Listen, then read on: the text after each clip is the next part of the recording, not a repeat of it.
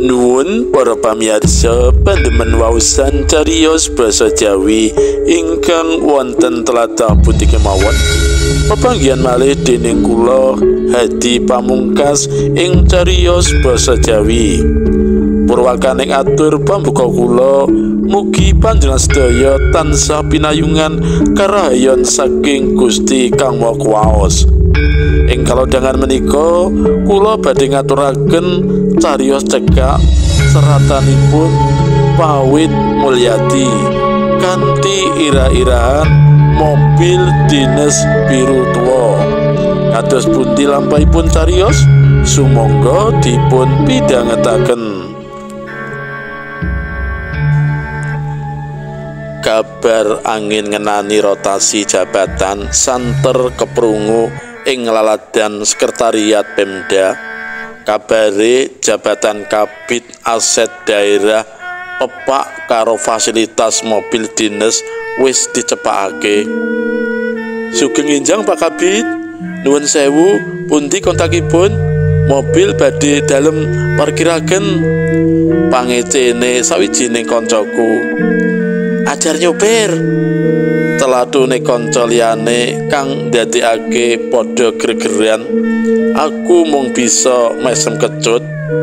Pangecene kanca-kanca dianggep pandonga ngono wae. Wis kabid durung? Mengko entuk mobil dinas lho.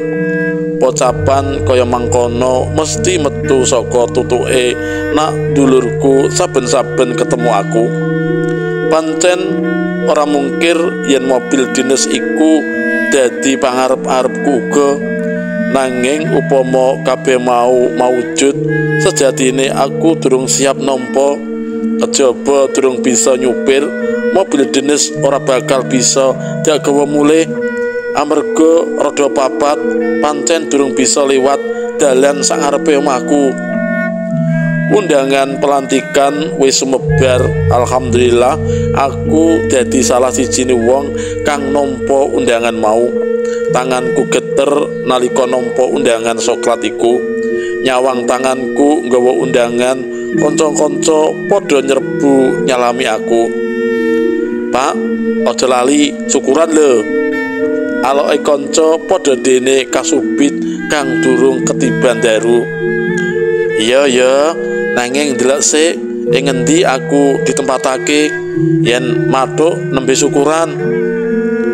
Sakwise tekan omah, undangan dak wenehake bojoku. Dheweke sajak sujana katitik saka praine kang malih suntrut. Tanpa kumecap, dheweke banjur mbuka undangan iku lan diterusake mbuka lembaran putih. Dheweke nyetiti tulisan ing kertas iku miwiti saka pambuka nganti tumekane salam. Lambe tipise alon-alon malih mesem. Tanpa dak jaluk, dheweke banjur ngesun pipi tengenku. Waktu iku aku njaluk marang bojoku supaya ndedonga amprih jabatan anyar besok mathuk karo pangangen-angenku. Lan kang luwih wigati, aku bisa entuk pimpinan kang mlakune lempeng ora neko-neko. Pancen aku kagolong wong kang idealis. Aku tansah patuh marang kepres, kepmen, juknis utawa juklak. Aku ora sudi tumindak culika kang bisa agawe reget marang lelabuhanku. Kabeh mau bapakku kang wus nenandur marang jiwaku lan tembung wong cilik ora usah kaken pola. Saka tutuke bapak tansah dak ugemi nganti saiki. Tanpa dak kongkon, bojoku wis nyiapake setelan jas ireng dikanteni dasine pisan. Setelan protokoler iku biasa tak anggo setahun sepisan nalika ngepasi pitulasan. Setelan jas ireng banjur dak anggo kanthi telaten. Bojoku masangake dasi abang lorek-lorek ing guluku. Bola-bali aku banjur ngilo ing sangarepe kaca lemari kang burem. Aku batin, apa aku wis pantes ngemban jabatan anyar iki? Aku dadi kelingan maneh pangucape nak dulurku. Yen jabat kabit awakmu kudu bisa ngomong mendhuwur lan mengisor. Ora krasa jam ing tembok wis nyedhaki wektu tumekane bis jemputan. Aku agi-agi mangkat kanthi mlaku rikat nganti ora dak sengaja lengenku nyenggol paku ing lawang. Astagfirullah, dak sawang lan dak elus-elus lengen jas irengku iku karo ninggalake omah. Wektu iku pancen aku ora merduri marang jas kang suwek, nanging aku luwih mikirake kepiye yen nganti ketinggalan bis. Amarga Pak Idris supir jemputan iku wonge disiplin lan ora merduli marang sapa bae. Temenan bis wis mentolo ninggalake aku, nanging bejone ana kanca kang meruhi ketibangi aku. Bis sing wis lumaku alon-alon banjur mandeg jegreg.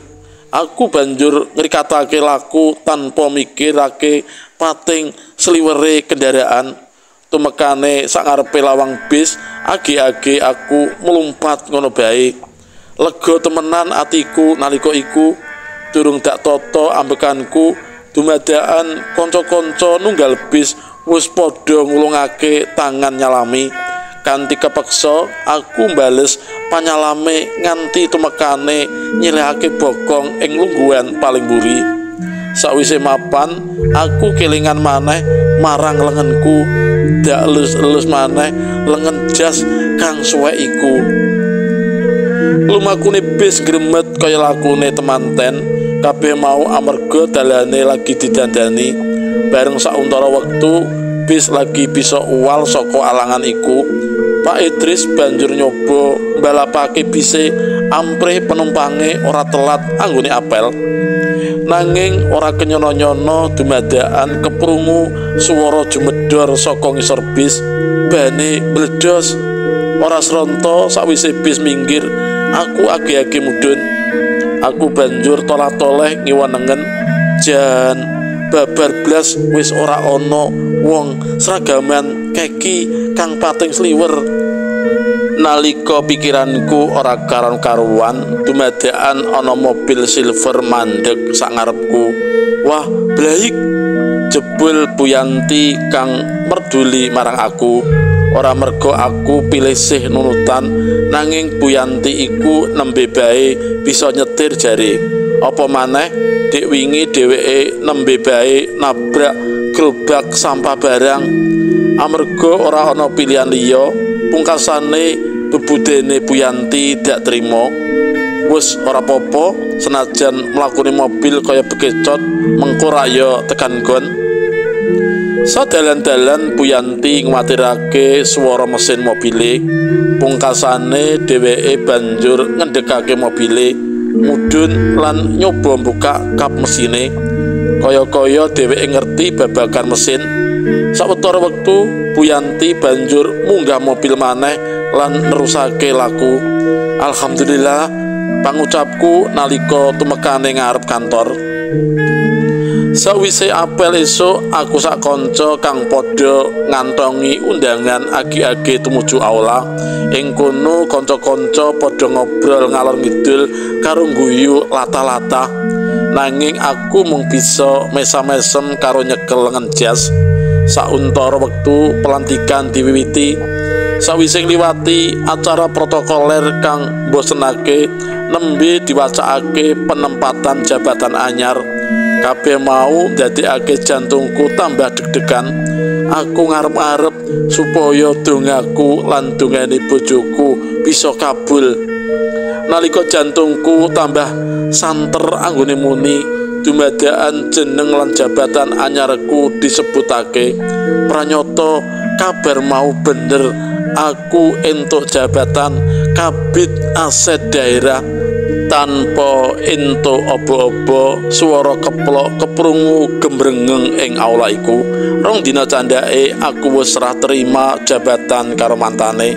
Semono uga serah terima mobil jenese Kijang biru tuwa ora keri. Pak, iki kunci mobile, antum selamat ya. Neng ya hati-hati, kerep mogok, ujare Pak Budi pejabat mantan kang dak ganteni. Iya Pak, nuwun. Sakwise kunci kontak dak gegem, aku malah mung semelengeren. Aku bingung mobil mau arep dak kapake. Sabenere aku wis budidaya nyilih garasi tanggoku kang nganggur, nanging aku telat. Garasi wis kedisian disilih wong. Sajrone judeg Pak Gun setap anyarku sajak mangerteni apa kang dak pikir. Dheweke nyedhaki aku lan nawakake bebudene. Dheweke gelem ngopeni mobil dinesku lan nggawa mulih pisan. Makplong rasane atiku. Wiwit dina iku aku mangkat kantor numpak mobil dinas. Aku nunggu Pak Gun ing pinggir dalan kang ora adoh saka omah. Sethithik rasa mongkok nalika tangga teparo sapa aruh marang aku. Kanthi rada isin-isin dak jawab nunggu mobil. Sauntara nunggu tekane Pak Gun saka tikungan katon mobil kijang biru kang wis isi kanca-kancaku. Ben bae dheweke nunut idep-idep nambah amal kanggoku. Titah saka nduran dak laksanakake temenan, ora mung perkara sambung rapet marang jabatanku, nanging uga ngenani mobil dinesku. Ora bosen-bosen Pak Gun dak elingake supaya ngrumat mobil kanthi setiti, ganti oli lan servis aja nganti telat. Karepku ben kepenak ditumpaki lan supaya nalika apel kendaraan ora entuk saruwe saka pameriksa. Pancen bejoku dak wejang tetek bengek, Pak Gun bisa ngleksanakake kabeh kanthi becik. Suwelan aku ngrasakake nikmate mobil dinesku, nanging emane anak bojoku padha durung nate ngrasakake mobil iku. Kabeh mau ndadekake mangkeli bojoku. Jajal Pak, sawangen dalan kae Pak. Piro bae pelat abang pateng kliwer ing dina prei, ujare bojoku. Ya wis ben bae to, sesuk tuku dhewe. Semauruku rada mangkel. Tuku? Ya kapan Pak? Panengese bojoku, pancen bener ujare bojoku. Mokal aku bisa tuku mobil kanggo saben dinane bae wulananku mung pas-pasan. Rasa pakewuku wis sirna nalika nunggu tekane mobil dinas ing pinggir dalan. Sapa aruh saka tangga teparo dak wangsuli enteng ngono bae. Bebarengan sumrbite angin esuk, dumadakan swara mobil biru tuwa keprungu tansaya cedhak kaya padatan. Agi-agi dak buka lawang ngarep nalika mobil iku mandeg jegreg ing sisiku. Kanca-kanca banjur padha uluk salam nalika aku lagi bae mernahake lungguhku. Sedina ora ketemu amarga perainan Ahad, kaya-kaya ora ketemu suwe. Aku sak kanca banjur padha ngobrol ngalor ngidul lan guyon maton. Ora patiya suwe mak klakep guyonan kapunggel kaganti swara pating jerit amarga mobil oleng ngiwenengen. Pungkasane swara jumeder kang dadekake mobil iku mandeg. Ya ngerti-ngerti mobil wis metangkring sajrone toko roti. Isih bejo aku sak kanca ora ana sing tatu abot, amung Pak Gun kang nandang sok banjur diplayokake menyang rumah sakit. Nalika aku dak iling-ilingi awakku, aku mung berem sikut tengenku amarga tak peksa nalika arep metu saka mobil. Sedina candake aku kami tenggengen nalika nampa tagihan kang digawa stafku. 8 yuta kang katulis ing kertas iku. Sawise unjal ambekan, agi-agi aku nemoni atasanku amrih njaluk kawicaksanan marang dheweke, nanging aku kudu cuwa. Dhuwuranku ora merduli laporanku. Ya wis ora dadi ngopo, jebul Gusti Allah isih tresna marang aku. Senajan ora dak jaluk, Pak Gun gelem nguruni setitik kanggo ganti rugi toko roti amarga kepepet pitulungane dak tampa ngono bae. Sawise urusan kabeh rampung, dak koberake nyawang mobil biru tuwa iku maneh. Ya wis lah, ben kene bae, sapa sing butuh bisa nganggo. Atiku malah tentrem tanpa mobil iku. grenengku karo nepuk-nepuk mobil dinas kang diparkir ing pul Cottel.